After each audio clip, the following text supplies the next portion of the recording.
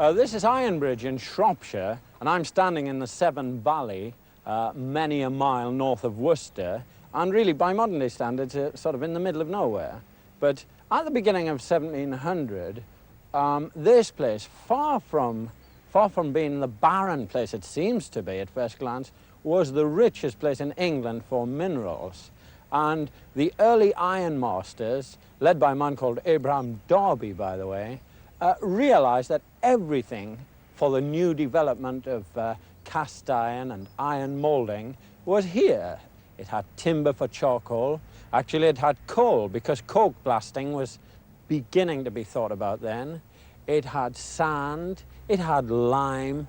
It really looked a rich seam for the development of iron. And so the ironmasters came in 1700, led by the Darby family, Abraham Darby, and along this river bank, right in the middle of nowhere, they started the cradle of the Industrial Revolution. Eustace Rogers of Ironbridge. I think it was 1893 that my grandfather took the last trading vessel down. And since then it has gone, it's reached the stage all we see now is canoeing, which has grown really great now, and the odd coracle. Eustace, the coracle must be a bit dangerous and unsteady at this time of year with so much water flowing. How steady can they be when you can put them on the water?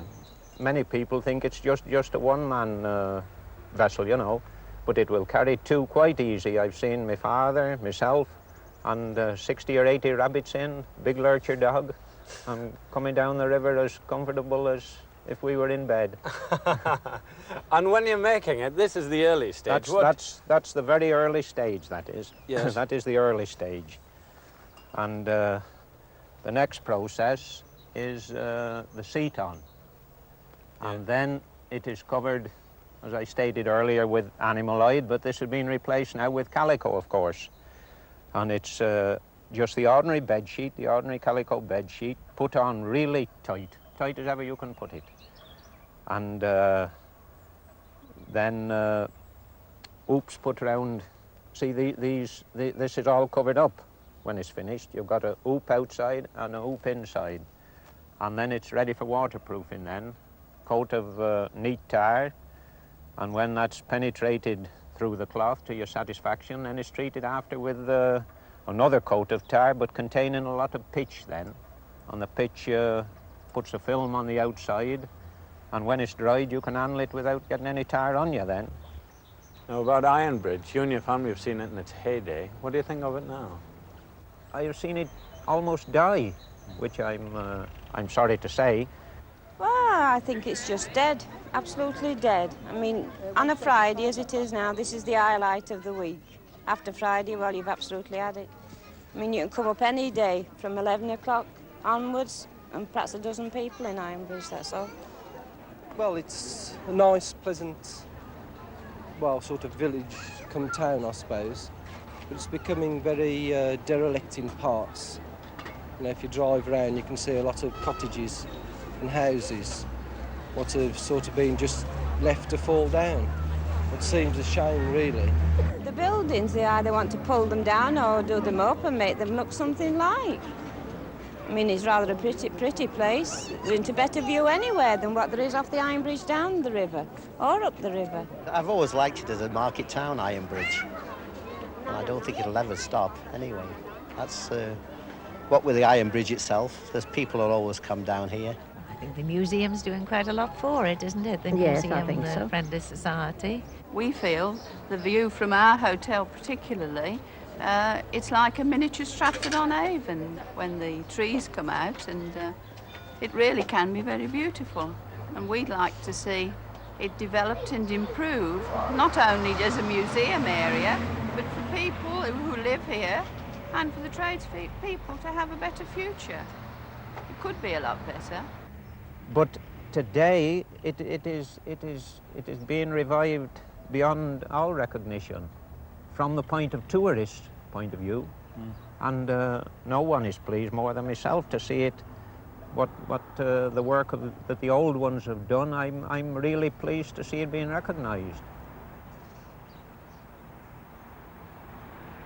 People are coming back to Ironbridge. In the summer months, people are coming back by the coach load.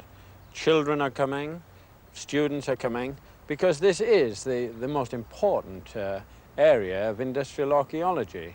And the Ironbridge Gorge Museum Trust are opening up terrific old sites and old works and restoring. And there are so many places to open up which illustrate the Industrial Revolution. The Coalport China Works, the tile works on the bank, the Coalbrookdale Iron Works, and at Bliss-Till they have a huge open-air museum with old mine workings, a branch of the Shropshire Union Canal, and of course the inclined plane. And it is probably one of the most exciting museum sites in the country. I met the director of the Ironbridge Gorge Museum, Neil Cousins, at the Boat Inn. It's one of a whole range of pubs, of course, down the gorge, mainly, I suppose, for the boatmen who had the sailing barges coming up and down the river. It's a bit quiet this side of the river these days, Neil, but in the old days it must have been very busy all around here. Yes, I think so. There must have been literally hundreds, thousands of people working in the whole of the gorge area, mainly in the iron and coal mining industries, but also, of course, particularly after about 1880, making tiles, wall tiles and floor tiles. So there was clay mining going on as well. I suppose everywhere you look, the district is reflected, like in the Wrench here. This looks like a local job. Yeah, sure, that's a Coalbrookdale. You can see Dale Excelsior on the side of it there, Coalbrookdale cast iron range, and there'd be local glazed tiles, probably from Moores or Craven Dunells just up the road. You can find literally hundreds of them in pretty well every house in the area, of course. How much of this atmosphere are you going to recapture at the museum? Well, the idea of Bliss-Till is, in effect, to have, in microcosm, if you like, a section of East Shropshire as it would have been at the latter part of the 19th century. What about the future, Neil? Is the museum going to bring new life to Ironbridge? Yes, I think so. Ironbridge is a declining area, of course, and the industry having died here, Ironbridge has, in a way, been declining for probably 50 or more years. But I think one of the problems, of course, is that part of the charm and interest of Ironbridge, and the thing which certainly attracts a lot of people to it, is this decrepitude. Actually, you'll have to work fast to stop the dilapidation of all the buildings on the river frontage, won't you? Yes, indeed. This isn't just the museum, of course. I think the Telford Development Corporation, the new town, which, of course, is now enveloping the whole of the Ironbridge area, certainly has some role here, as do the local authorities, the district and county authorities. But I think people are now aware of Ironbridge's particular sort of problems, and I think also probably aware of the very peculiar sort of attraction which Ironbridge has, because in a way it's a total environment, isn't it, which has this effect on people, but it's made up of a large number of very ordinary buildings.